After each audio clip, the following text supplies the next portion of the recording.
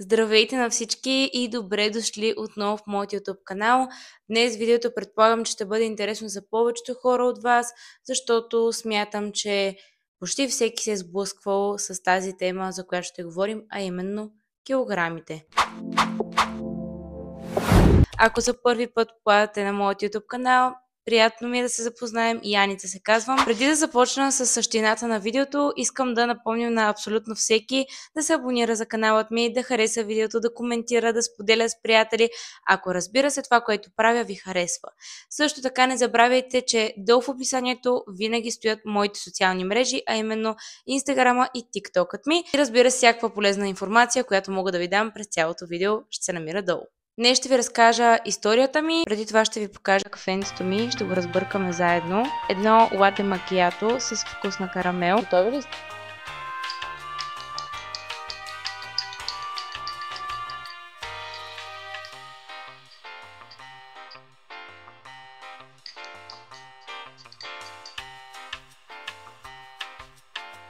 Битката с килограмите започва още от детска възраст при мен и това е, че съм била по-пълно детенце, без изградени хранителни навици, камо ли здравословни.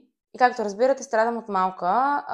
Използвала съм всякакви диети, да си купувам хапчета за отслабване, най-често срещания метод за отслабване, а именно гладуването, и през това съм преминала. Имало е много периоди, които мога да ви разкажа така, които са главни, но ще започна от там, когато бях малка и реално започна да ходя на танци, на модерни, на народни. Започна да ходя и след училище на волейбол да оставам, нали, извън самите часове, допълнително все едно. Имах страшна физическа активност. Също така, когато се прибирах, правех тренировка вкъщи и хапвах единствено на обяд, каквото е сготвила баба. Просто влизах при нея, ядях доста. Спомням си, че характерно беше някаква манджичка, дали ще бъде картофена, дали ще бъде с някакво пилешко, дали ще бъде грах, дали ще бъде някаква супа, без значение, някаква манджичка. И дори може да бъде нещо печено, с няколко филии хляб, 2 или 3 филии хляб. И не си спомням дали съм имала салата или не, но винаги съм обичала да добавям сирене, кисело мляко и така нататък. Не си спомням дали съм изяждала нещо сладко след това, нямам такива спомени, може да се е случвало. И тогава всъщност бях в перфектна форма. Бях слаба, бях супер атлетична и се чувствах прекрасно. И сега следва един период, любовен, когато станах на 13, аз си хванах първото гадже. На име Стоян. Важно е да знаете името му. Всъщност не е важно. Но когато си хванах гадже за първи път, първо, че това беше първото ми гадже, аз се чувствах прекрасно, но някак си май всички стигаме до този етап, в който когато влезеш във връзка и се успокоиш и започваш да качваш килограми. При мен се случи абсолютно същото. Започнах да качвам килограми, лека по лека. И така аз постепенно започвах да качвам килограми. Предвид качването на килограми, аз исках да отслабна и си мислех, че единственият начин да отслабна е когато скъсам с гаджето ми, ще стана сама и отново да отслабна, нали, по този начин. И повярвайте ми, случи се.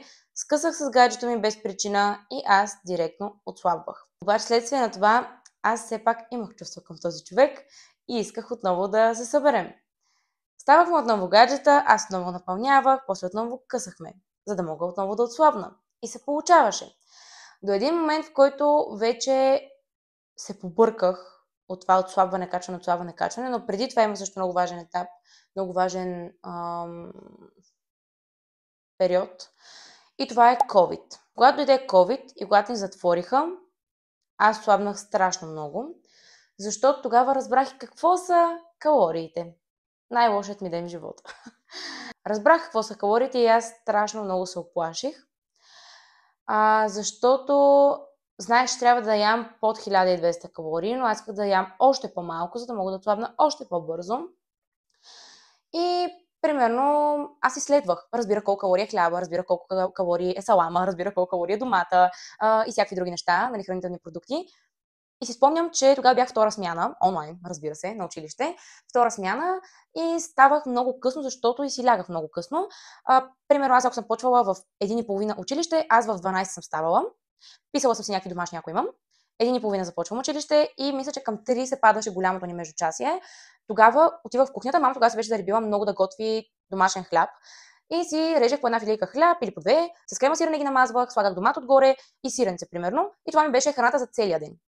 След като хапвах тази храна, продължавах да бъда на училище и след това чаках да стане 6 часа, мисля, че в 6 приключвахме училище, и да се събера с приятелите ми, с които обикаляхме като луди и правех минимум 15 000 крачки на ден и макс не знам колко са били, но са скачали над 25 000.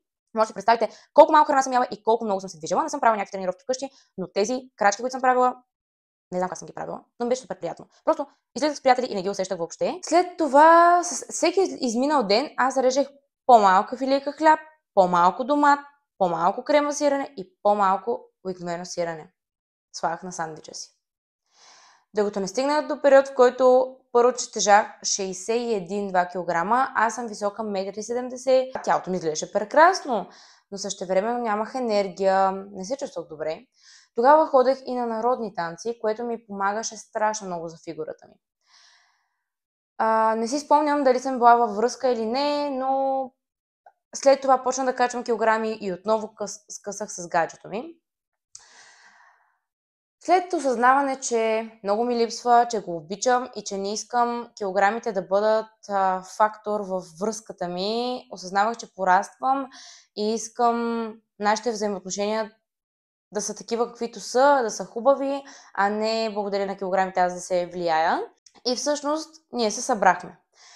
Официално. Не знам коя година е било. Официално. И аз започнах да качвам килограми. Вече съм на 20 години, но качването на килограми започна някъде, когато бях на 17, почти 18 години. Тогава и мама забременя. Защо го казвам? Защото когато мама забременя с сестричката ми, аз започнах да качвам килограми заедно с нея. Аз не бях бременна. Това не знам на какво се основава, просто е важен етап и важна част от историята. Затова и ви го казвам. И продължих да качвам килограми, да качвам,